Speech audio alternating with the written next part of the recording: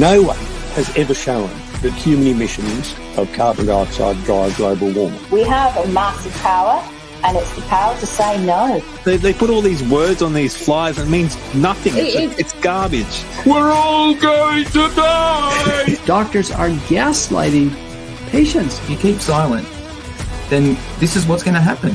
And they'll make us silent. I would rather paper cut my eyelids than have anything to do with those I blokes. love that saying. We are one people, one flag, one Australia. Hey everyone, welcome back to another episode of the XCandidates here, only with Adam tonight. Unfortunately, I guess just haven't turned up for whatever reason. We were meant to have Michael O'Neill and Barbara O'Neill on tonight for an interview that we were very excited about, looking forward to, did a lot of research about.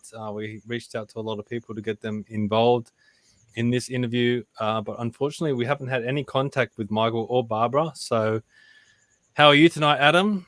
Well, I'm pretty good, thanks, Stephen. How you been? Well, not good. No, it's all right. These things happen. I'm sure it's just a technical difficulty or something like that. So I'm sure that later on in the future we'll be able to reschedule something with these two. But look, well, I was really looking forward to it because the price of Celtic salt has seriously doubled in Campbelltown since Barbara O'Neill's videos have gone viral. So it used to be $12 a kilo, and now it's $24 a kilo. So I was informed by one of my supporters and constituents and a friend of mine, and you know that was pretty funny. So I wanted to ask about that, and I wanted to see if she was getting actually any royalties from the Celtic Salt Commission regarding her selling that stuff and making it such a hot property at the moment. So yeah. So what else has been going on with you tonight, mate? Tonight? In general. Well, first off, I'll say I've put the link in the chat. If anyone wants to call in, I guess it's an open forum now. If anyone wants to say hello to Adam and I and ask us any questions, we're here.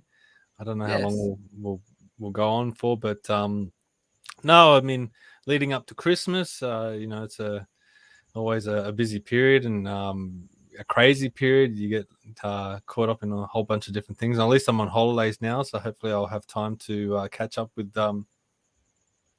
different things. What about you, mate? I was just thinking, the good old cost of living issues and, Christmas and buying all the presents for everyone and all that kind of stuff. Did you get your electricity bill recently? No, I haven't actually. Man, again, $600 again. Like, I know it doesn't sound, I know people have $1,000 electricity bills, but you got to understand, I've got a small little house and I've only got one little air conditioner and no one's home through the day ever. So nothing's on ever. And as I said before in previous podcasts, $400 is my normal electricity bill of a quarter, $400. And the last two have gone up by $200 for no real reason. And I'm always walking around turning off lights, yelling at the kids, saying, hey, turn the light off when you leave the room and all this kind of stuff. So how's everyone feeling about the cost of living and the amazing Labor government's $250 rebate on electricity that we were all meant to receive? That's what I just keep thinking about.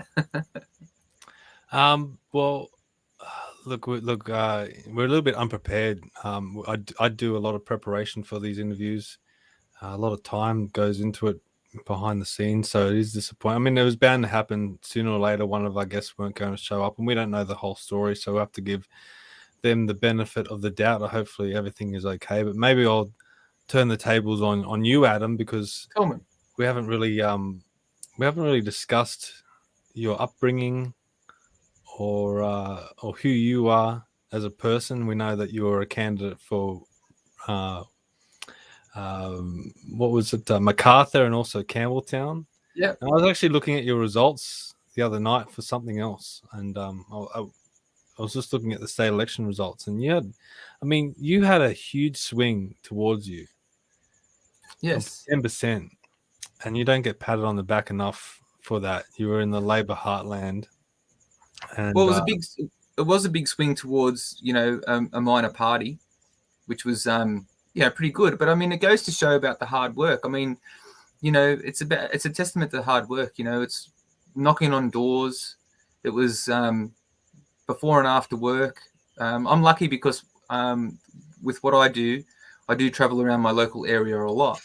So when I have time, I was able to door knock in between jobs and things like that. But talking to people was a really big factor. I had also a real lot of good support. So I know I had a lot of support in Appin, especially from the Appin Chamber of Commerce. And I had some, some wonderful people there really, pushing One Nation and pushing me. And I think people got to really see, that I'm just a regular person who's trying to make a big difference. So, so I was really impressed. I was really excited about that. You got to think as well. I mean, I don't know.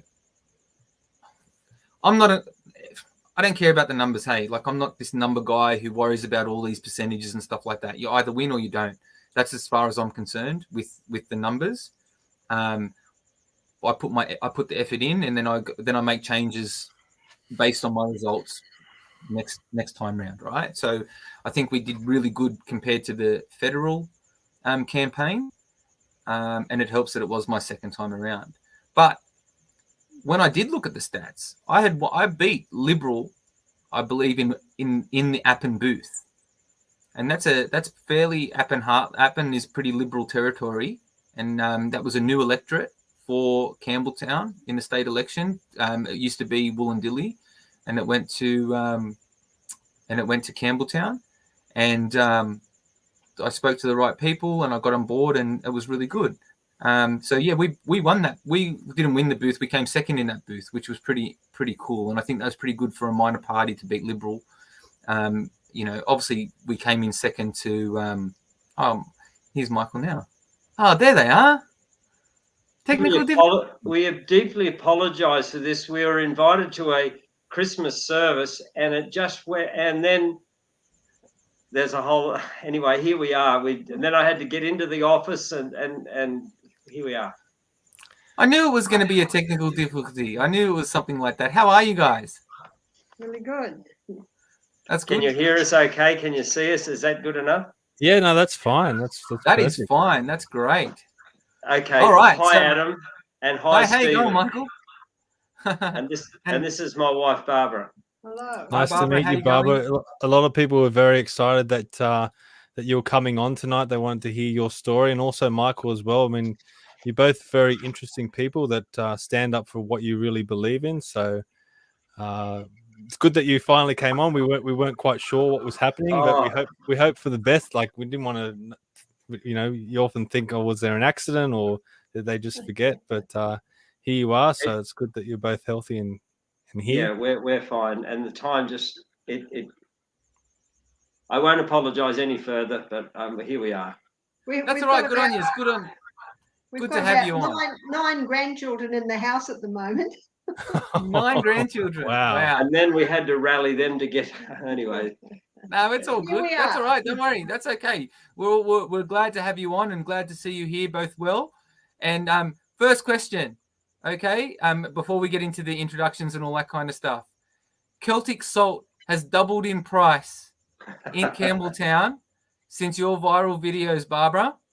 Okay, so it was $12 a kilo and now it's gone to $24 a kilo. So in this cost of living crisis, I'd like to say thank you for helping add to the raising of the price of Celtic salt. I know a few of my viewers are going to be, our viewers here are going to be, they're glad that they're hydrated and getting all the nutrients they need, but they're a bit unhappy that their pockets are $12 lighter. Yeah. Well, the financial benefits will be loss will be far exceeded by the health benefits that they will gain. Yeah, absolutely.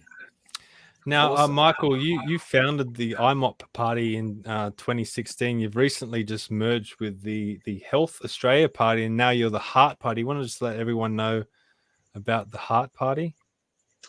Okay, well, the Heart Party, it actually stands. Are we live now? Okay. Yeah, we're already live. Okay, well, it's the Health, Environment, Accountability, Rights and Transparency. That is our full name. And our abbreviation is the Heart Party, because we see that we are a party of heart And the issues that we are, number one is health. We are absolutely passionately believers in medical freedom, health freedom.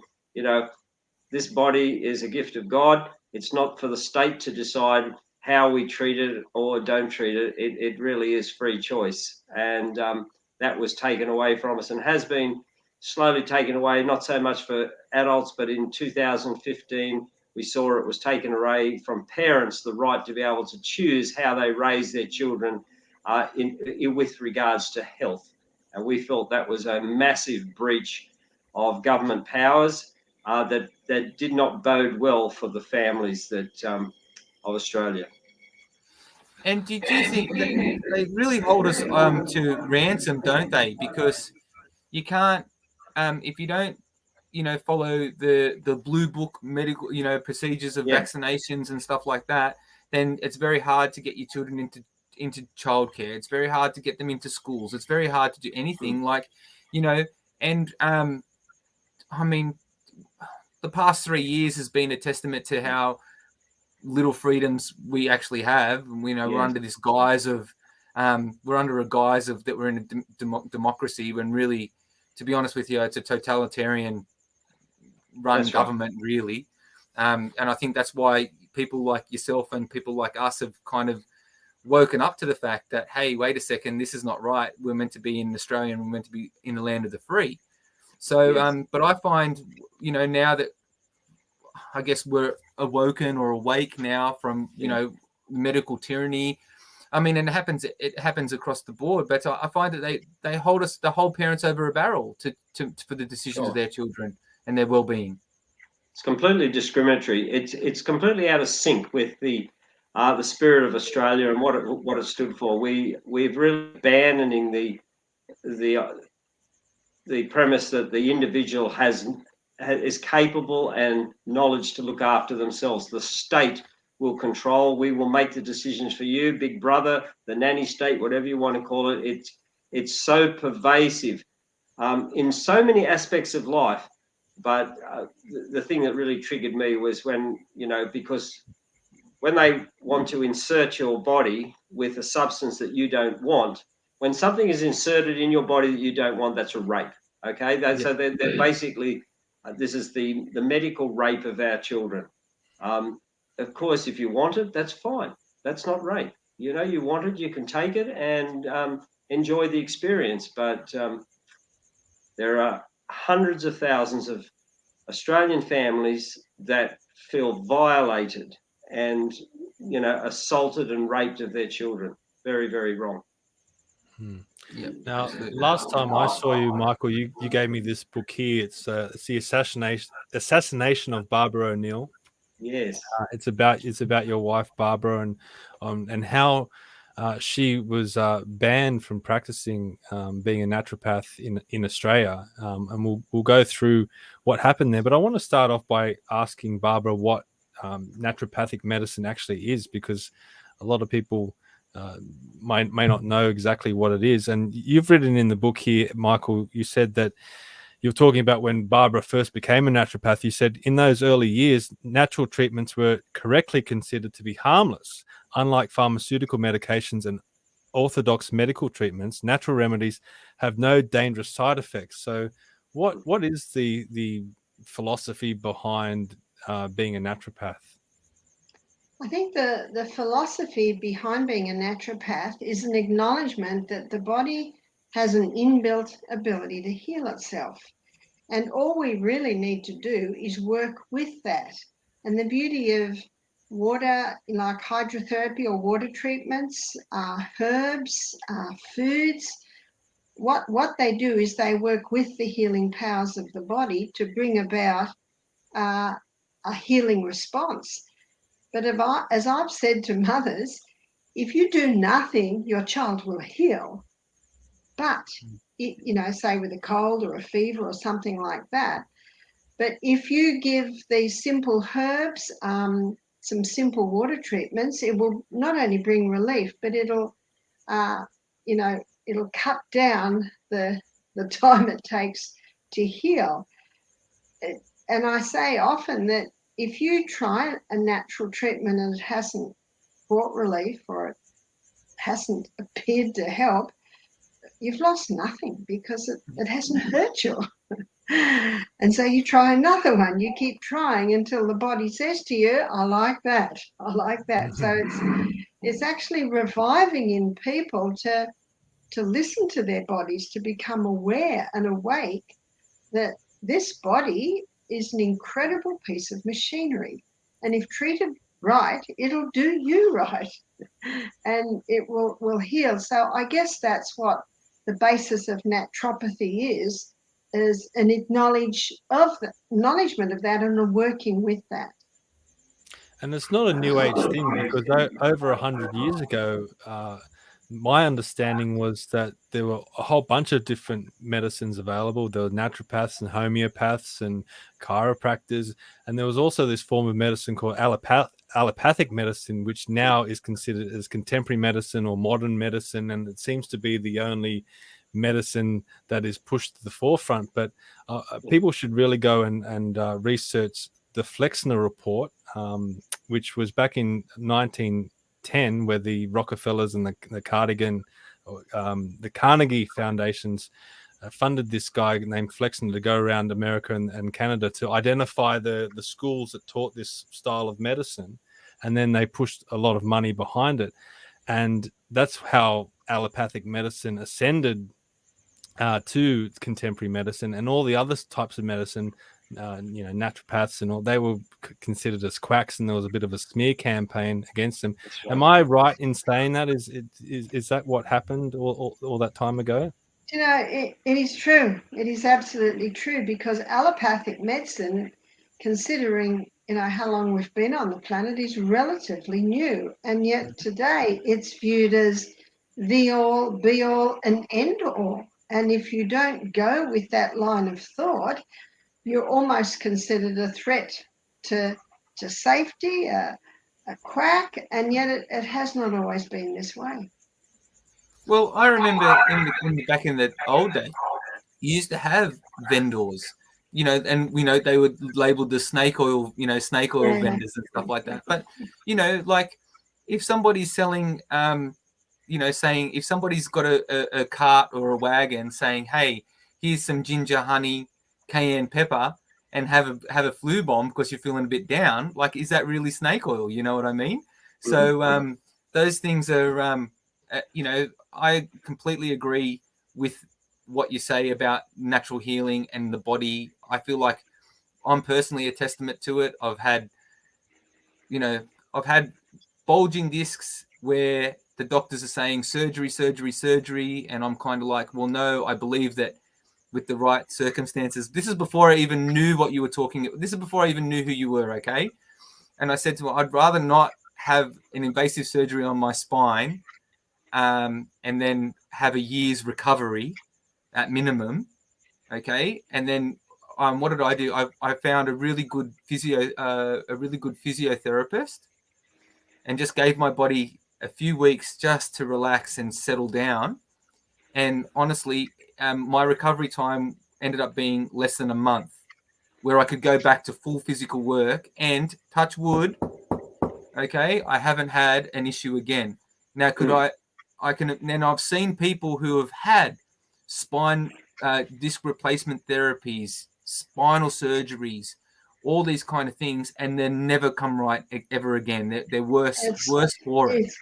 It's not a happy picture. It's brutal. And I'd like to suggest that the premise of allopathic medicine is that it's almost a denial of the creative power of God, if I want to go there, because we are created with this perfect system, and allopathic says no, you evolved from something that was very bad, and we're improving the evolutionary process. Well, I'm at odds with that philosophy, and we just feel that we've got to get back in tune with how the body works, and once we understand that, it's not so mysterious at all, and less side effects, right? Like no, I don't know. Stephen had something to ask. Let Stephen ask his question, because I'll talk all night. all I was going to say, like allopathic medicine. So back in the day, you would go to an allopathic doctor to, like, if you were in an accident or something, you had a broken arm. They're quite good for those sorts of things. They're good for, you know. Oh, there you go. Oh my goodness. Well, I'll give you some advice. I'm not a health professional. Plenty of water, and you need Celtic salt because it has the 99 nutrients that will help you heal that bone. And castor oil, Barbara. Yes, that's good. Oh, sorry, Stephen, keep going. But I need to talk about castor oil. My wife, who's a nurse or ex-nurse, wanted to ask you about castor oil and its benefits and all that. I hope she's on. She should send me a message about that soon. But anyway, but keep going about your question, Stephen. I guess the question we should get out of the way, the elephant in the room, you were banned for practicing in Australia. Are you able to give health advice in Australia anymore? No, I'm not. I've got the threat of 10 years in prison if I give any health advice or if I lecture on health. Now, wow. I know of a friend of mine who went to jail for sexually abusing his daughters, and he got 5-year sentence and got out in 2. And I've been given 10 years. If I give any health advice. Yeah, for saying put a teaspoon of cayenne pepper in some water so that it makes you feel good. An adult gives another consenting adult, another fellow citizen says, I'd like to give you some health advice that's helped, that I've noticed that's worked for me, and that's a crime. Really? And we all gone mad? All humans give each other health advice every day. That's right. How yeah. G'day, mate. How you going? I'm good. How you feeling? Yeah, I'm feeling a bit off, actually. I feel like I've got a sore foot. Oh, well, what was wrong with your foot? Oh, I did this. Well, I had the same thing last week because we do the same work, and this is what I did. And then what? I could get 10 years in prison for saying, hey, I'm just going to, I know you're going to cringe at this. Take a couple of Panadol and put your foot up for an hour. Yeah. That's health advice. Whatever advice you give, good or bad, it should be the right as a citizen. And for someone like Barbara, our contention was that when she was brought before the tribunal, could they produce one person that actually been treated or had a negative result from her advice? We asked them for one. They couldn't produce a single one. Not one. And yet, emails were flooded with people who've been helped. But that meant nothing to them. To the point that they contacted me and said, can you tell people to stop writing to us? It's clogging up our email servers. I still have the letter. You should have said, well, I'm going to double it because your service should be clogged up. They said to me, would we cease and desist from doing it? I said, if you cease and desist persecuting my wife, we'll consider it. Is that a big reason why you wrote this book, Michael? What was the motivation for you to write the book? Well, of course, I had a front row seat to the whole sorry saga. I was in the tribunal, and I was basically read every letter and correspondence she came. I read all the complaints, and then to see the Guardian newspaper, the Sunday Telegraph, the Herald Sun, Courier Mail, all these people put out a warped view of what happened. I felt indignant, and so I thought, I'm just going to document it. I'm just going to talk about what happened. And yep, there's the Guardian, and we're going to. I'm just going to set the record straight from my front row seat, and we have sent that book to the HCCC. Let them dispute anything and take us down if I've said anything wrong. But there's nothing there. There's nothing there that they can come after us for. In fact, I've been into the HCCC and done a live right in their office, calling them out. It's an organisation that really does make me very annoyed because they are supposed to be Healthcare Complaints Commission, but they don't. They're basically philosophical enforcers, and the philosophy that they enforce is pharmaceutical medicine. And that was not what they were set up to be. And the Australian people just think, oh, yes, the healthcare complaints. That's good that we have somewhere where you can complain to. Really, you go and complain to them about a doctor, as they have that have done botched plastic surgery. They get nothing. They will get nothing. They'll get a slap on the wrist and continue to practice. But someone who often tells people to drink more water, sleep longer, cut down on, eat a good diet, they are a threat to public health, a serious threat to public health. Goat's milk, dear me, goat's milk. Oh, well, Australia in decline if we had our children drinking goat. It's so stupid that it's almost surreal. I think, can this even happen? But it does happen. See, when the complaint first came through, Michael and I both laughed. We thought, surely this is a joke. Yeah. It was just so ludicrous. Yeah.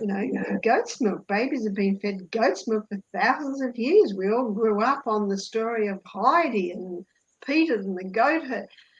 That's how crazy it was. But we found out they were serious. We realise that when you in a totalitarian regime or in a very socialist state, or like an authoritarian state, we'll use that word,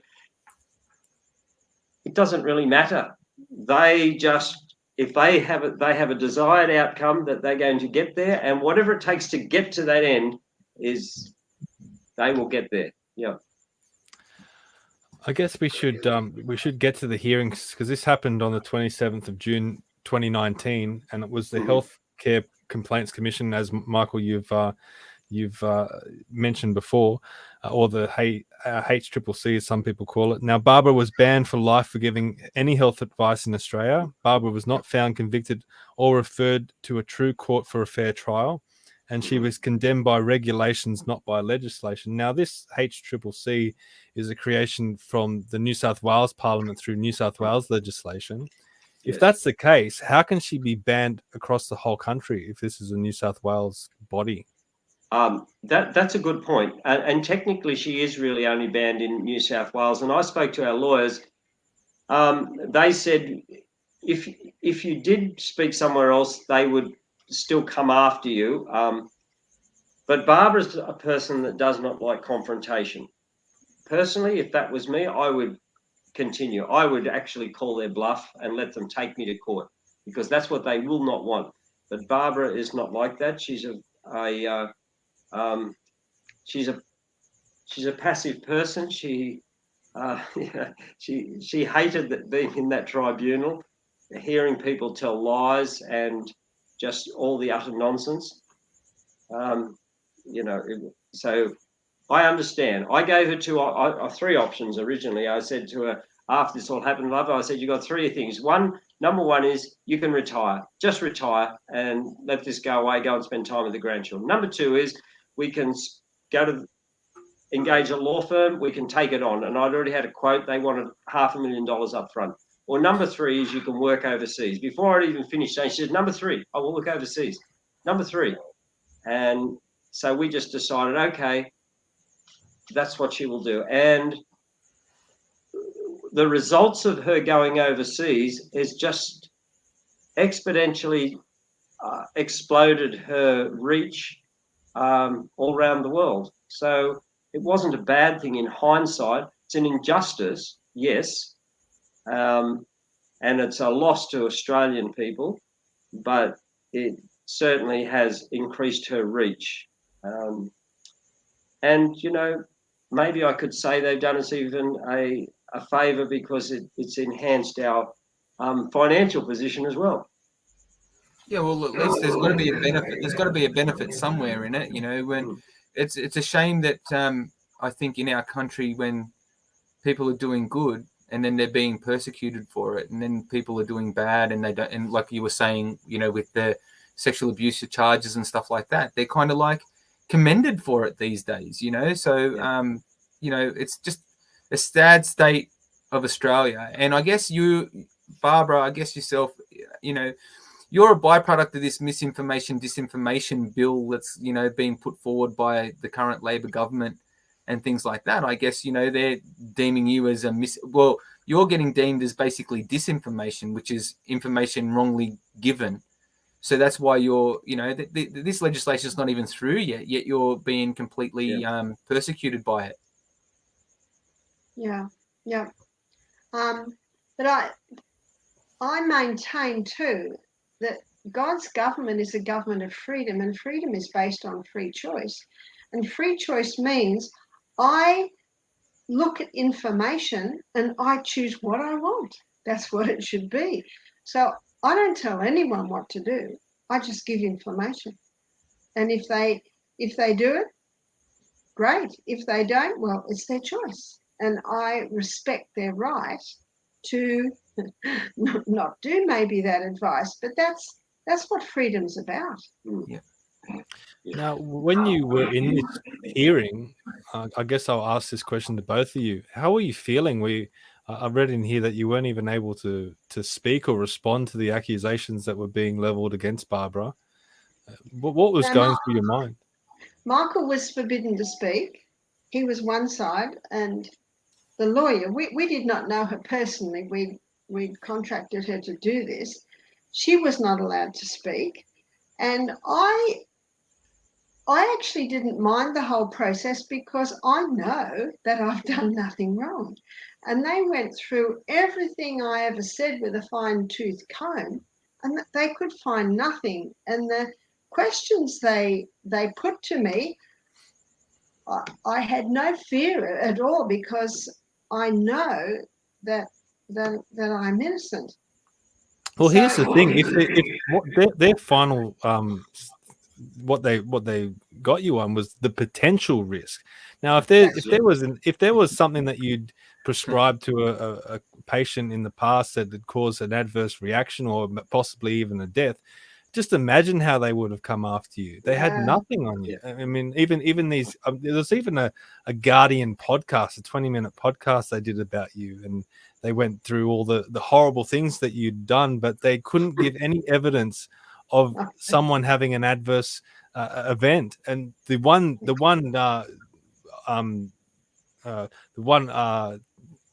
thing they did give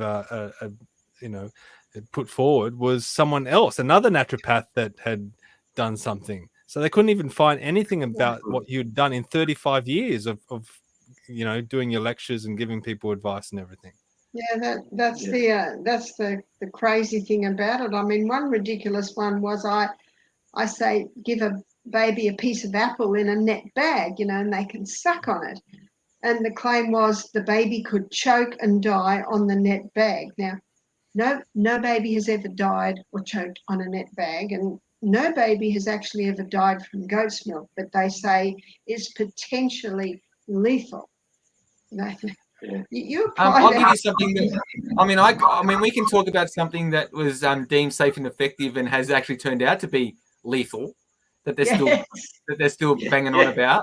So, I mean, I don't understand how something that grows out of the ground naturally and then put into a net bag, because funnily enough, they actually sell, you've got 9 grandchildren, you said, but they sell those net bags that you're meant to put fruit in for kids to chew on.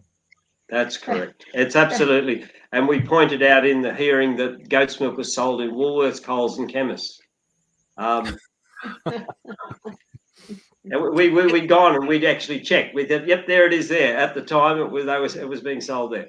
But not only that, if you go into hospital and you have a hip operation or you have a heart operation, the doctor will say to you, there's a such and such percentage chance that you will die from this operation. And then you have the choice, with your informed consent, to go ahead with that or not. What's the difference here if you're prescribing a treatment to a patient and you say, well, I've never heard of any babies choking on, an apple wrapped in whatever. But, maybe potentially there could be something that goes wrong. Like how come there's a difference there? How come, Barbara's a potential risk and that gets her banned, but the potential risks from contemporary medicine is not, viewed so demonly? It's a little bit, Stephen, like when you look at these things and try to look at logic, common sense or truth, you only get frustrated and confused. And I've long realized that you can't. They have an idea, and it's, the same happens through COVID. if you tried to look for logic and rational reasoning why it was all happening, then all you do is get frustrated and confused. You have to realize that there is a bigger picture. Barbara had to go down. It was determined that she was somehow a threat to their philosophical position, and that position has the power of money and political influence. So down she has to go. And we saw the same in COVID. So I've pacified myself. You know, you asked me a little while ago, how did I feel in the hearing? I was actually angry in that hearing. I was angry for the nonsense that how they attacked my wife, and also for the utter waste of taxpayers' money to do this and to subvert people. Because basically, essentially what they're saying is, you people are too stupid to make up your own mind. We will make up your mind. We will decide what's best for you because you're not smart enough to make that decision. It's an affront to the Australian people to do this. And yes, I was angry. I'm just telling you, I don't often, but I was very upset during that whole thing. Yeah. And I might add, as we walked out of that hearing, Barbara ran ahead, said, I've got to go to the bathroom. And I walked out with the lawyer and I looked at her. She was representing us. I said, well, how did that go? And she said, they had nothing on her. I was really surprised. I was waiting for the big gotcha moment. She said, everything they showed was nothing. And I said, fantastic. So what, it's just going to be thrown out? So they said, no, they're going to give her a permanent prohibition order. I said, what? She said, yeah, but she's not going to be charged, or she's not going to go to court because there's nothing to take her on. They're just going to give her a prohibition order, a permanent prohibition order. And I thought, well, how has justice fallen in the street? This is just ridiculous. Well, it's gone down the drain with all the fluoridated water that they make us drink. Fair enough. Yeah, we're not thinking. We're not thinking. You know, the average citizen, the average citizen wants to believe that the government would do things and have departments that are looking after the interests of the people. I think that's not a reasonable thing to expect. We spend our taxpayer money and we have these departments, you know, like the healthcare complaints, that if you do get dodgy practitioners that you or I go to and say, you know, I went in there to get my left toe cut off and he took off my right foot, you know, like, I mean, as an extreme. We would like to have some mechanism that guy should be addressed, but that's not what it is anymore. And it's a great shame. But people don't realise that they can't trust these so-called organs of trust, that they have been taken over by financial interests. And it's a whole other thing. And I'm not going to go into it so deeply here, but the pharmaceutical industry is utterly is a corrupt industry. By virtue of the fines levelled against them, they exceed every other industry on the face of the earth. Big oil, all these things that have nothing on the level of the billions and billions of dollars of fines that have been put on pharmaceutical companies for plain, straight out lying and covering up of the truth. So these are who we're going to trust with our health. And these are the people. I spoke to, I won't give his name, he was the retired Minister of Finance about this a while ago, and he told me, Michael, you have no idea of the level of lobbying that we have to put up with. He said they come in, they give us beautiful documents. He said in my case, they often had very, very attractive, well-dressed young ladies that would come and present me something. He said, I have to tell you, to my shame, I never read a single thing, but I was impressed that they had very beautiful folders, that they were dressed nice, and they were working for big companies. And then on the other alternative, he said we had some people that probably agreed more with you. They would come in, they weren't dressed properly, and they were all trying to tell me so much and giving me pages and pages of disheveled documents. He said I I discarded them as of no account. And he told me, he said, Michael, be careful how you present to politicians. He said, you need to take a leaf out of the book of the pharmaceutical people. Yeah. I said, point taken. But it's so true. Like Adam and I are not in Parliament, but we get sent stuff all the time as well, and it's just so overwhelming. And a lot of it, we get these emails, and it's just a rabble. Like it's not presented well, and it's just like, who wrote this? But there's probably some really good information in there, but you just discredit it straight away.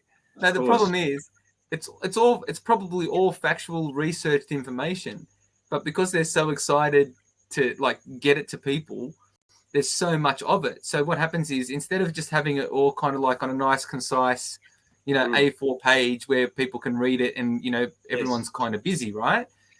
We'll get 30-page documents with, all this information well above our level of expertise. I mean, I'm no climate scientist, so I'm no doctor, and I'm getting all this information. I'm no frequency expert and getting EMF information. And I'm kind of like, I can't understand what I'm reading anyway. I understand. I'm sure that it's all well good, but if I can't understand it, I don't know where to send it. I don't know how to action it. So then it just goes in the too hard basket.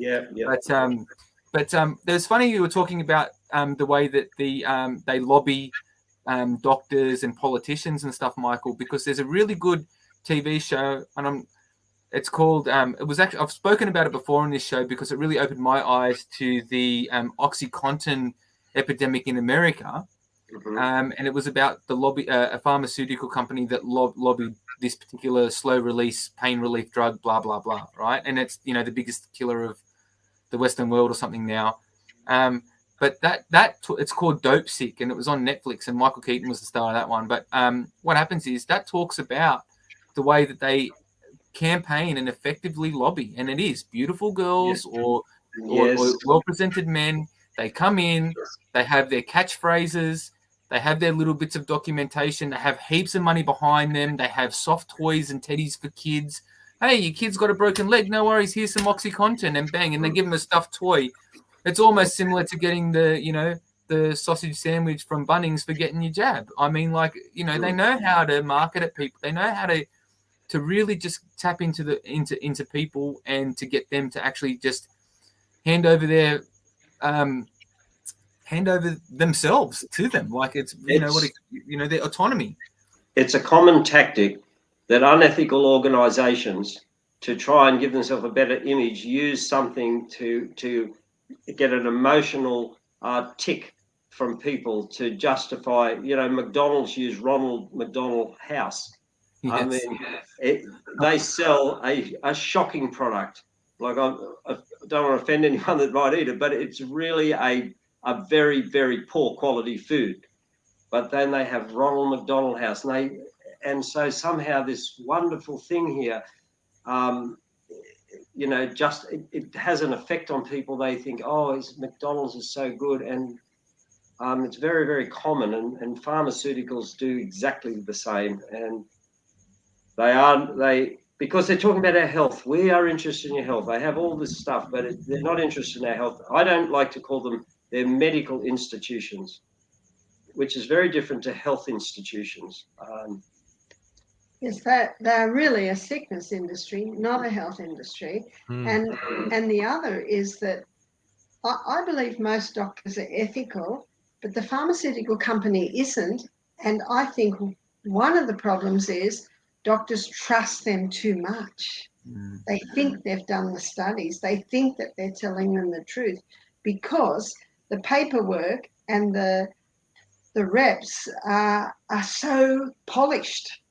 And this is why we can thank God for people like Philip Altman in Australia, who's, worked very deeply within the pharmaceutical industry, and he's come out and he's put his head on the chopper and said, no, this, and he's calling the truth for what it is. So,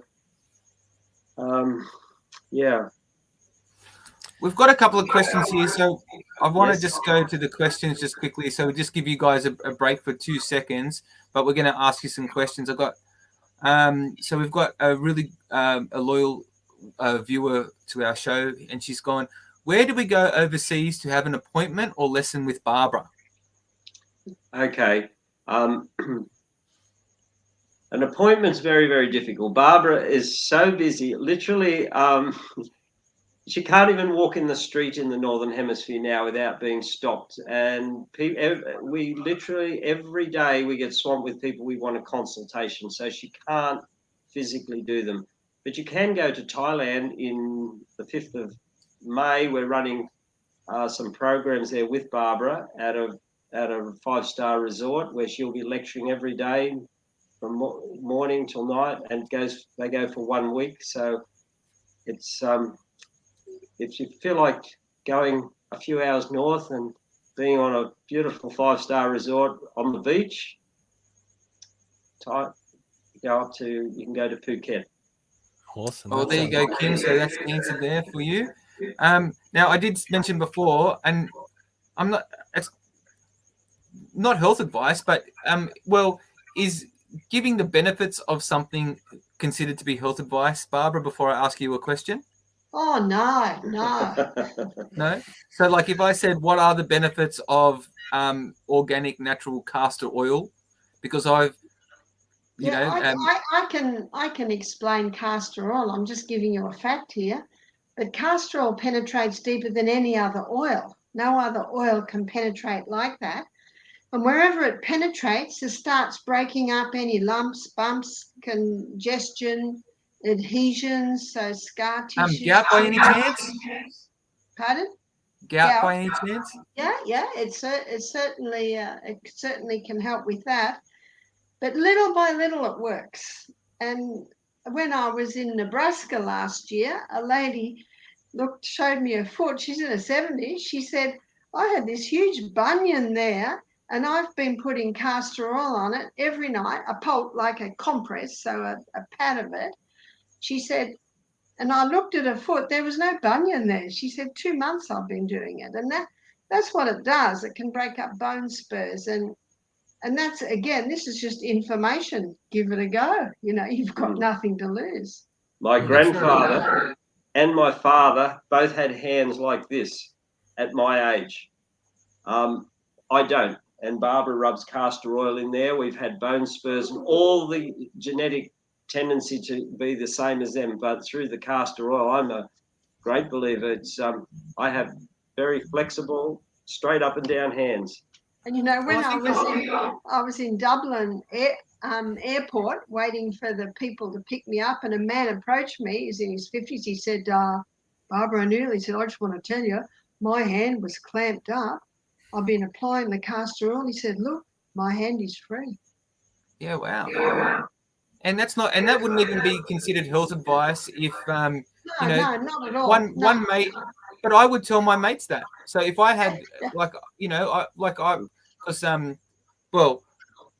I like to let my viewers or our viewers know like my life and what's going on. That's how I present. Okay, so I've had a real bad run. I've had faces being swollen. I've had all these things going on. I've had to take medications and stuff like that because, I just don't have you at my doorstep asking for it. Well, I'm not allowed. You're not allowed to give me advice anyway. So what happens is, and then I'm dealing with all the side effects from all those other things. Sure. So it's really interesting to hear, like, just on those anecdotal things that work. So it's basically just anecdotal information, whether you choose to take it or not. It's not like you've got a gun to somebody's head to say, hey, you must take this, or if you don't, or don't go visit your mum and dad unless you take this thing, which the government have been doing for the last 3 years. So I just can't understand how hypocritical it's. I mean, you could almost play them in court. I've been through the family court system, which is an absolute nightmare joke anyway, which seems to be very similar to what the tribunal system is for medical health practitioners and stuff like that. So what happens is, like, it's almost, you could list all the conflicts that what they do, and then what you have done, and you're saying, well, I'm not allowed to do it, but you're allowed to do it, and the problem is that they have deaths to their name. Yes, they have a lot of deaths. It's basically a license to kill. It's James Bond 007, and the rest of the citizenry that they can't. And I'm often aghast at some of the stories we get, and even people come to our health retreat and just how they've been really butchered by the mainstream, and they'll tell you it was just a relatively minor thing. Then something went wrong with this surgery, and then the medication caused this, and they come to you a total record on death's door. So the collateral damage from mainstream medicine and pharmaceutical medicine is incredibly high, very significant. I always say that if you go to a doctor and he opens up his bag and he has a look, and he only has 3 things in his bag that he can help you with. It's medication, radiation, or an operation. So if you go and say to him, oh, I want some health advice, he looks at his bag, he says, no, I got medication, I got radiation, operation. And he can apply any of those and completely have, no matter what happens to you, he is completely vindicated. There is no comeback on him. But the minute he says to you, well, listen, you probably don't need the medication. I think you should go home. You should start drinking water and change your lifestyle. He is then liable. He can lose his license and he can be charged with negligence. And our medical system has evolved into this position, and it's very, very dangerous, not only for our freedom, but just for the well-being of our country. I've put the link in the chat for anyone that wants to call in and actually ask Michael and Barbara a question. But we also have a comment here from Kim that's applicable to what you were just saying, Michael. She said, why do Michael and Barbara think we are being turned away from natural medicines? Might have something to do with, there can be many reasons why it could be, but the pharmaceutical company is so big, you would think, why would they be worried about me? But I guess that's what they're worried about, is that people will stop coming and buying the medicines and actually start to take control of their own health and their own life. And it's just business. And they have discovered that they can use government bodies, supposedly protectors of the people, to enforce and be their marketeers. Like, it's unbelievable that their business is so foolproof. Like, it's government funded through our Medicare system. So we go along there, the people don't even see the real cost of it. Oh, you can do anything now. My dear little wifey, she broke her arm 2 weeks ago. She was down there in Newcastle, and there was some slippery rocks. She was with the grandchildren. She went over, landed, and broke her wrist. The bone was sticking out. Well, we went along to the hospital, and that was an eye-opener, honestly. It was just an eye-opener. But anyway, we got them to pull the bones back into line. That's all we wanted. We'd never been back, nor do we have any intention of going back. And we've even cut the plaster off now so she can apply all the comfrey. And it's just healing beautifully, isn't it? Even for the bones all out of place. And we have great confidence that the body will pull them in. And they said that plaster has to be on for 6 weeks. Well, it was off in 6 days. And we think that probably in 3 to 4 weeks maximum, she'll be as good as gold with a well-healed. There was 2 bones broken. See, there's common sense there, and of course you must immobilize it until those bones knit. Now, this happened to me at 4:30 in the afternoon, got into emergency about 6 o'clock.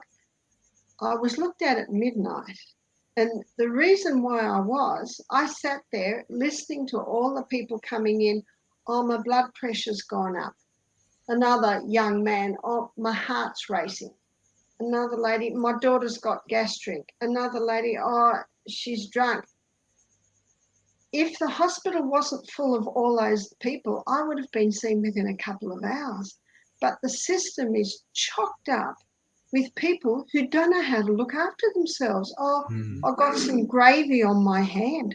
What's happened that we don't even know how to treat a simple burn, a simple fever?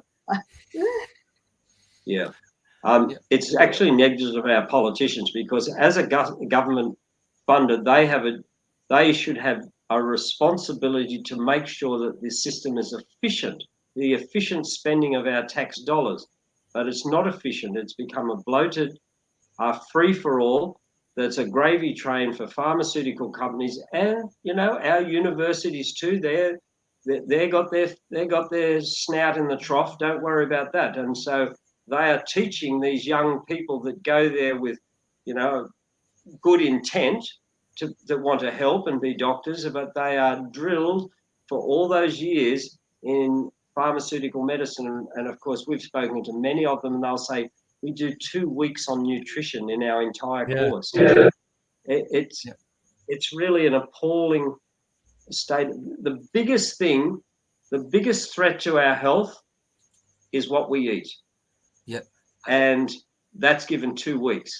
Honestly, if we could just educate the people to eat correctly, if the government would have advertising campaigns and just on the value of drinking more water and on the value of eating more greens and fresh fruit and, some of these very elementary things that Barbara talks about, we would see a massive decline in the need to be using mainstream medicine, and there wouldn't be a doctor shortage or overcrowding of hospitals. And the hospitals could be reserved for emergency situations that are genuine emergencies. Yeah. Absolutely. I've got another question. Adam's talked about his own experiences, but my experiences, any problem that I've ever had, and I don't have too many health problems, I've always been able to resolve that through nutrition. So I'm on board with. I tend to follow a lot of different naturopaths, and it's surprising to me that I didn't know more about Barbara before doing some or talking to you, Michael, and reading this book that you've written about her. But one thing I've noticed about you, Barbara, is when you do start to talk about all the knowledge that you have inside you, you seem to really get excited and you can see like a lot of light coming out of you when you are doing that. How do you feel when people come to you and they say, I've been following your work and I was having this health concern that was troubling me for so long, but following what you've told me, I've been able to resolve it? How does that make you feel? I just love it. And it's why I do it. It's a confirmation as to why I do it. Now, next week, all our family is coming together. We actually have 26 grandchildren. We have 8 children because I've just turned 70 and I don't feel any different to what I felt when I was 40. And obviously I look a little bit older than when I was 40, but I still have a lot of energy. I feel great. I've never had so much information in my brain. And I said to Michael, I believe it would be wrong for me to stop now. And I've had a lot of pressure to stop, but I don't want to stop because it's so exciting to see people reclaim their lives, to see people once again have quality of life. That is just the best. I say to my sons, feels good to renovate a house. They're renovating houses, but I said, it's nothing compared to seeing bodies renovated. That's really good. Michael, I've got a question for you because we do try to give our listeners and viewers a chance to ask questions, and some of them don't have the capacity to actually come in on the screen and stuff like that. So I've got a question here from Peter. Question for Michael O'Neill. If you were in government, would you look into introducing legislation to prohibit the prescription of psychotropic drugs such as Ritalin to under 18s, i.e. limit the practice of biological psychiatry to consenting adults? The answer is yes. Yes, because it's proven dangerous. It's not helping. And in fact, there's so much evidence out there that it's overwhelming, and these people seem to be immune to it. There's a wonderful documentary called The Marketing of Madness that actually documents the whole history of how they found that they could market. They run out of markets. They're always looking, where's a new market, a new drug we can sell? And they found that this marketing of madness is incredibly lucrative. And then they weren't happy with the adults. Now they're into our children. Really, it's staggering and mind-boggling that young children should be on these drugs because they're not addressing any problems. They're just creating problems. That's right. They're just addressing the symptom, not the actual cause of why they're running around like that. And there's other people like yourselves who talk about these kind of things. I know who's our favorite. What's his name? Jordan Peterson. He talks. He goes, kids should be. He goes, they put kids on Ritalin to make their brain catch up with their bodies catch up with their thoughts, because their brains are going so hard. They should be running outside for 8 hours a day and probably in class for an hour a day. You know, that. He goes, that would probably, especially for young boys. You know what I mean? Boys and girls are a bit different. You know, 100%. We love Jordan Peterson, and he's got some very solid, common sense, sound advice. In fact, Barbara and I have just filmed a documentary, a 6-part documentary in Germany a few weeks ago called Raising a Child in the Modern Age. And we went through all the topics. We put ourselves out on the limb a bit here because we've raised a lot of children. We have a lot of grandchildren, and we felt that we had a lot of, we had something to share, and we thought we'd like to do that. So we paid a television station over there that's sympathetic to us for them to film us over 3 days. Wow. Well, that's gonna be. Well, make sure you share us the details, and we'll get it out there on our page as well. Well, they've just sent us a little bit of edited copy, and it's looking good so far. So it will be there eventually. Yeah. I want to pick up on something that was briefly said just a moment ago. What are drugs? I mean, on these, we're told by modern medicine they put so much faith in these modern medications. When Barbara's talking about ways of healing the body through nutrition, but is there a drug out there that actually cures everything? Because my understanding is that they just mask the symptoms. So if you've got a cold and you take some cold and flu tablets, it lasts for 8 hours, but after those 8 hours, the symptoms come back because it's just masking. It's turning the body off in a way from the actual, from all the symptoms that you're having. So you're absolutely right. And one of my favorite authors, and it was one of my first health books, was Ellen White. She was writing on health over 100 years ago. And she stated in the book Ministry of Healing, she said, let the physicians teach the people that restorative power lies not in drugs, but in nature. She actually stated drugs never cure disease, and I totally agree with her. And when I teach health schools, overseas of course, that's what I state. That now in a crisis, a drug can maybe save a life, but they can't heal a disease. And I have to tell you, in that 8 hours that I was in total agony with my dislocated wrist with bones poking out, I was very thankful for some painkillers. And I was very thankful for the way they deadened my arm before they pulled everything back into place. You know, there's no doubt that in a crisis, medicine has a place. But we're not talking about crises here. We're talking about just day-to-day little ailments. Drugs do not cure disease. No, that's right. Yeah, I mean, I've had my wrist out of my arm as well, massive motorcycle accident, things like that. And I think God every day that they have people in helicopters that can fly down and they dope me up with ketamine and all this stuff, you know what I mean? Like to just knock me out, just so they could get me into a point where they could actually work on me and put me back together. So I don't think that any of us doubt that some of it is obviously of benefit, but I think it's like what you're saying is day to day, our medicine should be our food and what we're putting into our body. And then if there is a big ailment or something like that, that's when our doctors now, that's where that they come into place. Like, if you're like poor Barbara had her arm broken and you're not going to put it back into place yourself and then carry on with your day, are you? I mean, like, you have to get some sort of treatment, right? Well, I needed the skill of the orthopedic surgeon. I'm not an orthopedic surgeon. And we had a guest once who was an orthopedic surgeon, and he said to me, Barbara, I can set a bone, but I can't heal a bone. And I thought, well said. It's absolutely true. I'm actually working on the healing of the bone now, and I know that it'll heal because I'm giving it all the conditions for healing. But I needed the skill of the orthopedic surgeon to set those bones in place. So everything has its place. There's no doubt about that. And sitting in with a broken bone like that and sitting in a waiting room for 8 hours, the bone's starting to knit already. So it's almost like they have to re-break it to put it back into place, because it's not like it just sits there broken for days on end. It was so frustrating I'm looking around at everyone and they're all chatting and drinking and eating as if they're waiting for a train. And they're lying in this most excruciating pain. You feel like saying, this isn't fair. I agree with you.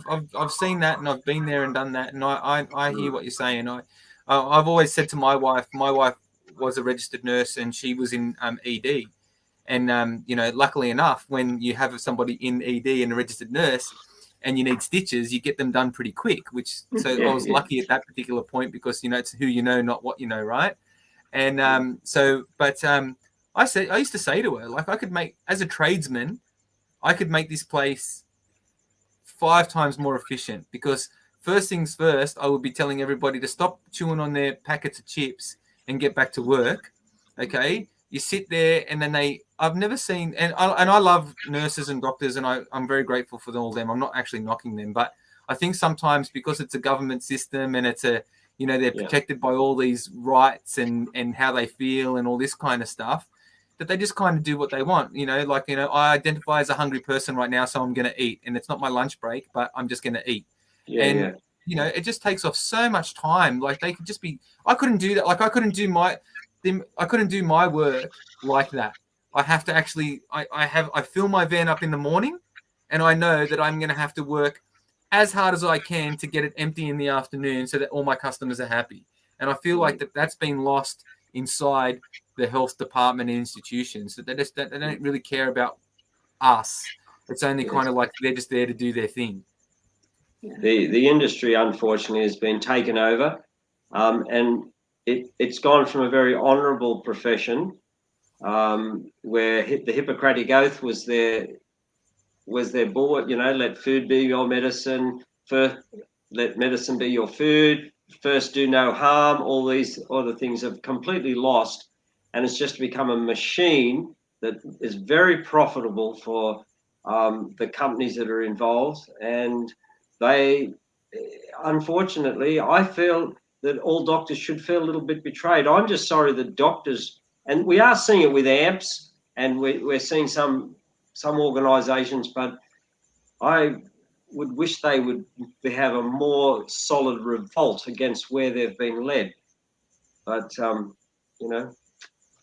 it's very hard. You leave school with the best intentions. You're drilled in these universities that are funded by pharmaceutical money, and you come out at the end just a frontline salesman of a drug cartel. Yeah. Now, just to get political a little bit, in back to the book that you wrote here, you wrote, many believe that Barbara is collateral damage in an attack to damage Michael and his political party. How do you feel about that? Who do you ask that to, Stephen? Both of you. Well, I was in Germany last year, and a man said, your husband's wrong. Your husband's wrong to get into politics because means you've been taken down. And I said to him, I'm proud of what my husband does, because many know it's wrong but don't stand. And I said, evil prospers when good men do nothing. And he came back to me a few hours later and he apologised and he said, you're right. Yeah, definitely. I did feel a little bit sorry at first. I thought, oh dear, I've hurt my wife, because I was prepared. Yeah, come after me. I'm good for a fight. Come after me. But when they attacked her, that threw me a little bit off kilter then, because how do I deal with this? We had there was a group up around, was it Mullumbimby? Yes, and that I was associated with, and they said, oh, maybe we can get Barbara up to speak, and Barbara went up and spoke, and that group would have been probably classified as an anti-vax, and that triggered their response. And then I got messages from people. They said, oh, the Friends of Science in Medicine have put out a call for people to start complaining against Barbara, and they got 3 complaints. So yeah, it's the way it is. 3 people never met her. But politically, it didn't stop us. And I was very happy that Barbara was has been such a great supporter of what I do. She believes it. We both believe it passionately. There's a great injustice being foisted on our Australian people, you know, if not me, who? You know, that's what I think. We've all been there, Stephen. That's why we all did it. Like, it wasn't our first choice to do these things either, Michael. No. You know, and you and I have met at a few little functions here and there, and it's a whole whirlwind of a world. And we're like, hey, how you going? And I never got to speak to you properly, but you know, but it's just like that, you know, and I love it. You know, if not me, who? And I did the same thing for my area. If not me, who's going to do it? Yes, and of course, I started into politics before COVID, when it was actually quite unpopular to be saying these vaccines have problems. And in fact, I used to say it, and someone played it back to me recently. They said, "Oh, we dug up one of your old talks," and I would say, "Do you think they're going to be satisfied with the children? Just wait. You've let this go. They'll be after you all, because they are greedy. They're insatiable. They will come after. They want everyone." And of course, that came to fruition during COVID. It did come to fruition. So we're at the hour and 14-minute mark, or 11-minute mark there, Stephen. Have you got any more questions? I just want to ask Barbara, what are your plans going forward? Are you going to continue doing what you're doing with your lectures overseas? I will. I'm booked out for 2024. So Michael's starting to take 2025 bookings. I'll just keep going while I can. I'll do it. And what about you, Michael? Obviously, you started IMOP in 2016. Now it is the Heart Party. What are your motivations for continuing in politics? What do you hope to achieve? Well, I just hope to be a voice for the people. The issues of medical freedom are very much, they are sort of front and center of my platform. It was why I started the party. I saw that there was a huge affront on our medical freedom and basically our constitutional freedom, where, you know, even in section 5123A says there shall be no civil conscription with regards to, you know, pharmaceuticals being allowed. I'm still very motivated. I've met an enormous amount of good people like yourself, Stephen and Adam, in politics. John Ruddock, Malcolm Roberts. There's a lot of good people out there, and I've met good people even, you know, in the coalition. Can't think of anyone on Labor, but anyway. I guess the hard question I have for you is, why do you continue with the Heart Party? I'm sure you could easily join the Liberal Democrats, or which are now the Libertarian Party, or maybe another party. Why do you continue on your own and on your own path? Okay, because I am part of a party, and I have a lot of we have 7,000 members in the party. We have a very, very committed executive committee, and we've put this to a vote, whether to amalgamate with another party. And the vote has been not at this time. And I respect the party. I mean, so we're still here. We're pushing on. We feel that there could be. We're very focused on the things. We have a distinct constitution. I would say the Libertarian Party would be the closest party to on the East Coast that I would align with, but we'll see how it goes. But at the moment, I'm still focused to represent those that have put trust in us, our 7,000 members. We have a lot of very hard workers in there. And if they came to me and said, we think we should go the other way, and that was the majority, then we would probably do that. Yeah. So just to finally finish on this book, where can people get a copy if they want to have a read of this? Well, they could they could buy it through our website at www.mmh.com.au.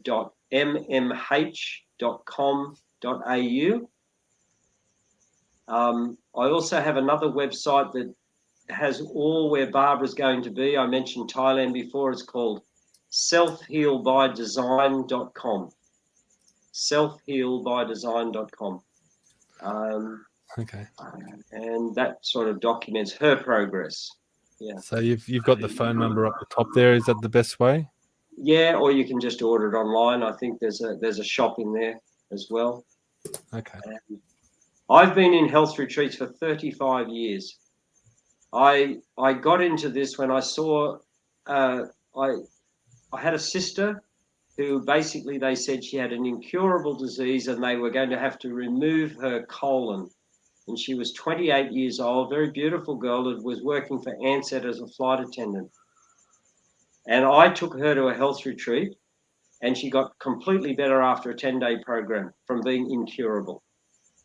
And so that changed my life. I thought, you know what?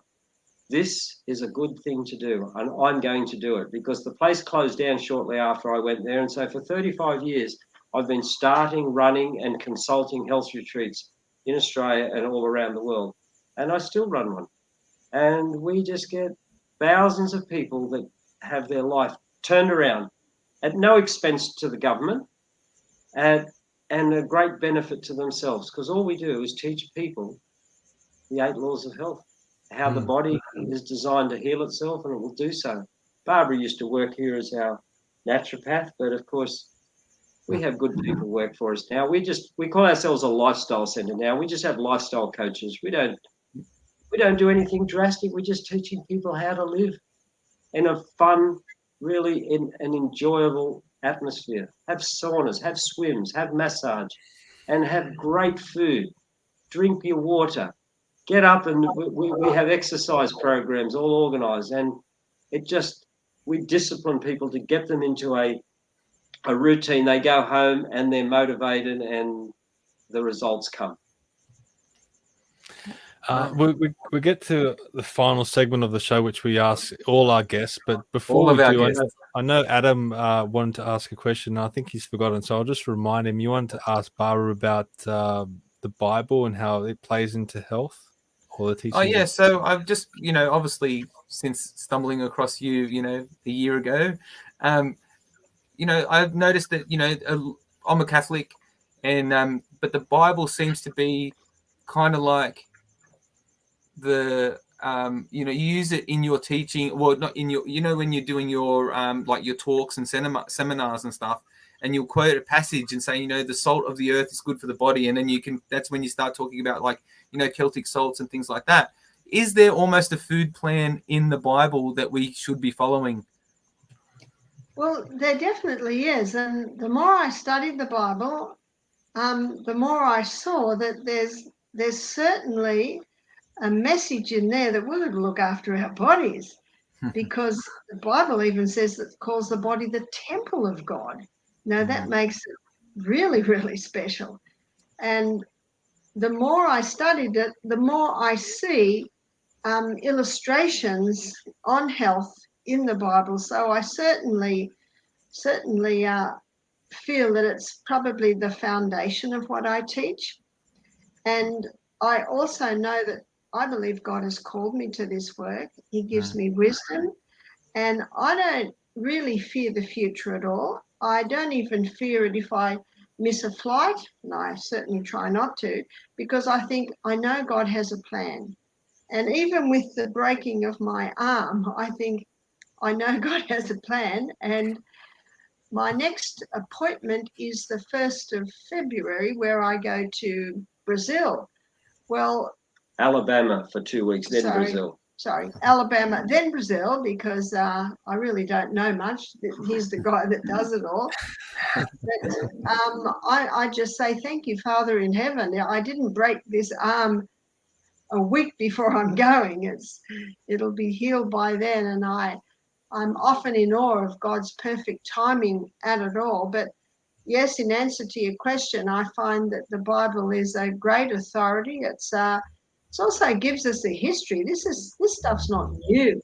It's been around for thousands of years. So I love to use it as a history book. I love to use it as inspiration. I love to use it as foundation, as also proof, well-proven principles that are in there.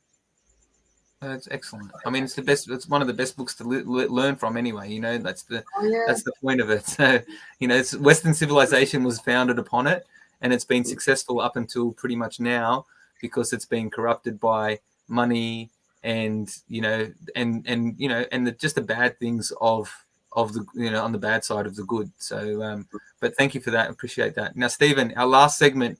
Yes, well, just before I get to the last segment, I just quickly want to do a shout out from last week because we didn't get a chance to do this at the top of the show. I just want to direct everyone to buy me a coffee. If you do want to support us, you can jump on to buy me a coffee. And last week we had Janelle bought us 5 copies. She said really enjoyed the recent interview with Paul Vallejo. Keep it up. Great work, guys. Very informative. So if you do, thanks, Janelle. Yeah, thank you, Janelle. We really appreciate it. As we said in the past, we appreciate when everyone wants to, you know, just jump on, buy me a coffee and show their support. So that option is there. But Michael and Barbara, now we're up to the final segment of the show. This is called Build Your Own Fantasy Government. Now you have the chance to pick 5 or 6 current politicians, former politicians, experts in a certain field. That can be anyone you want. Some people even choose dead people, so it's really out there. It's completely up to you who you choose, but you are in control of the next Parliament of Australia. And you can answer this separately or together. It's up to you guys.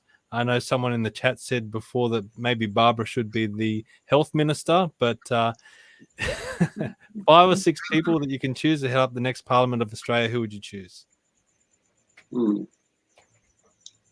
I would definitely like to see my good friend John Ruddock in there, and he's in there. I would like to see Malcolm Roberts. He's in existing. You know, there are good people, the standout people that are already there. Graham Hood. Hoodie. Yeah.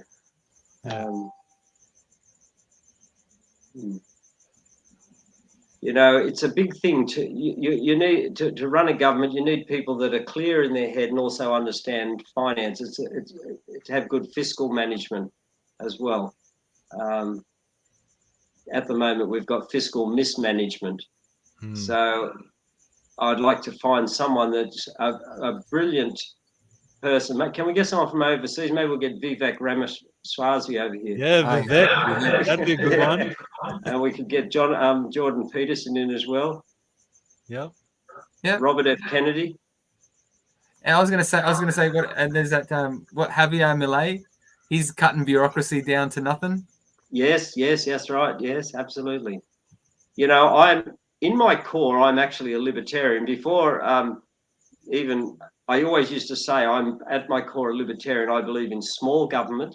I believe the freedom of the people, that generally people will make, you know, Australia was built on largely libertarian principles, you know, where the people made the choices. But today, this horrible big brother where the government is everything. They make all the decisions. I've just come back from Germany. I was depressed when I got on their roads here because we have beautiful highways. We have modern cars the same as them. And we're creeping around at 110 kilometers an hour on the open road. Over there, we were sitting on 200, 160 on much more better roads. Hello, someone. I was just had a comment about talking about Robert F. Kennedy Jr. and you need to be careful. Yeah, I mean he is a Democrat, so some of that might just be political. So, well, look, I'll tell you, I've had a little bit to do with Robert F. Kennedy, and I've actually even spoke to him on a Zoom one time. This was before even COVID, or it might have been at the very beginning. He's always been a staunch defender of medical freedom, so he very much understands the inroads. And when he was very closely worked with Del Bigtree over there, and they took on the establishment and, you know, essentially had their careers trashed. And I remember I used to read that wretched woman that writes for the Telegraph. Can't think of her name now. But she was saying, "Oh, he's only in it for the money," and I used to think, "Only in it for the money? He's from the Kennedy family. Like he's the top of the like." If there's one thing they don't need, it's money. Money. You know, he has power, position, and prestige, and he forfeited that within his own peer circle to take on the cause of the common people. So yeah, I have got a lot of respect for him for that. I feel he's a man of integrity. Why is he still connected with the Democrat Party? I think that there's a long family history with the Kennedys. You know, he had his uncle John Kennedy, who was the Democrat president of America. His father was a Democrat, and they can have an effect on you. You know, he basically is Democrat royalty. But if you might notice that he's out of sync with most of the Democrats in America at the moment. Well, he's gone independent now, so he's severed the ties in a way. That's right. And that's the hard thing about politics. You have to have views about so many different things. You might hold really good views on one issue, but people will agree with, but other issues they might disagree with you. It's such a tight balance. So you can't be perfect with everything. We're so passionate. Like I had a supporter who's been a good supporter of me. And I said something in one of my lives. I said about Russia and Ukraine. I said, well, who knows the truth? Who really knows the truth about all this? You know, we're all making all these great speculations from our armchair, which we're only getting our information from mainstream media generally. And he said, I'm finished with you. How dare you? You know, can't you see that Russia is the bad guy? And I thought, oh dear. You know, we got to be a little bit more tolerant. We're not going to agree on everything. We've got to look at the big things. I don't cut people off for having a different opinion of me. I'm always interested in a different opinion, and I'm always interested in a rational debate of someone that has a different opinion, which seems to be something that's generally lost. And even people that I know well that disagree with me, I see sometimes they get so passionate. I think, oh, we can't even talk about this anymore. Why not? Why are you so upset about? Is your position so fragile that you get angry? Is that's your only line of defense? Let's have an argument with facts and figures. And honestly, if I'm wrong, I'll fall on my sword and say so, if I can be proved. And that's making you a good politician, to learn from other people. You only know what you know. Oh, sorry, you don't know what you don't know. So you got to listen to everybody and take it on board. People are trying to convince me of everything, you know, and I'm, you know, whether the Earth's flat and etc. and everything. And I always tell them, you know, look, I can actually believe anything. I just need proof. That's all. Just proof. Yeah, me too. Well, look, we really thank you guys for coming on, and it was a pleasure to give you both a platform tonight to get your message out. And I really encourage people to go out and buy the Assassination of Barbara O'Neill book and to know the whole story. Obviously, we couldn't cover everything tonight, but how can people follow you, and how can people follow the Heart Party? Well, the Heart Party, you can you'll find us there on Facebook and on all the. I'm not very good on social media, but we do have girls behind the scene that sort of we're out there and. Yeah, often we still haven't changed a lot of them. There we go. There's our website, but it'll actually be IMOparty at the moment. IMOparty.com. Yeah, so the Facebook is heartparty.aus, and then I think you're right about the website. The website's still IMOP. And that will be changing very soon. But, yeah, all these things are a big process. And Barbara, I should ask you as well. There's about 10 Facebook pages of you. Barbara O'Neill lectures and Barbara O'Neill teachings, recipes. Are you the one behind those? Because they've got big followings and they post a lot of things. But are you behind those pages? No, I'm not. I'm actually not on any social media. I don't even know what TikTok and Instagram are. I've never, ever even looked at Facebook. Barbara does not have a Facebook account. But we do have some people. We have fan clubs. She has fan clubs, which is great. There are some people saying that they are Barbara O'Neill selling consultations online. You don't actually see them.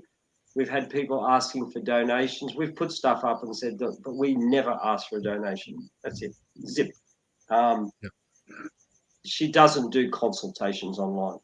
That just doesn't happen. Yeah, So, okay. A warning to the people out there: don't be fooled. yeah, I'm sure it's. I don't know if some of them are well intentioned or what. We can't make a judgment on that, and I don't really. Neither of us worry too much about it either. It's there's a lot bigger things to worry about, and things always sort themselves out in the long run. Yes, but we do know some of them have huge followings. Yeah. Okay, well, thank you very much to you both. It's been a pleasure speaking with you and hearing both your stories. You both got a very interesting story, and it's a pity what's happened to you, Barbara. But as you said, I'm sure there's a plan for it and a reason for it, and you'll look back one day and go, it all happened for the best. So, thank you very much for coming on tonight. Okay, thank you. Thank you. Thank you, Stephen. Thank you, Adam. And thank you for those listening. A delight to be here. Awesome. And have a great Christmas, everyone, as well. I guess we should do the whole Christmas thing. So, Merry Christmas to you guys, and thank you very much. We've just been to just been now to a little Christmas service where we were singing the old hymns, weren't we? Silent Night and everything. That was why we were a tad late, which we apologise. That's all right. No worries. All forgiven. and Merry Christmas and Happy New Year for everyone watching. Hope you really enjoyed this episode. If you did, please share it out far and wide. We say it every week, but it really does help to get this information out there. I mean, we've had to drag our lovely guests away from a party to do this. So, it is a big effort for people to come on here, and we really appreciate it. So if you can share it out, it does help a lot. And I don't know if we will be back next week, or we'll have to make that decision through the week. But if we're not, enjoy your Christmas, enjoy your New Year's, and we'll see you next time. Thank you. Thank you. Thanks.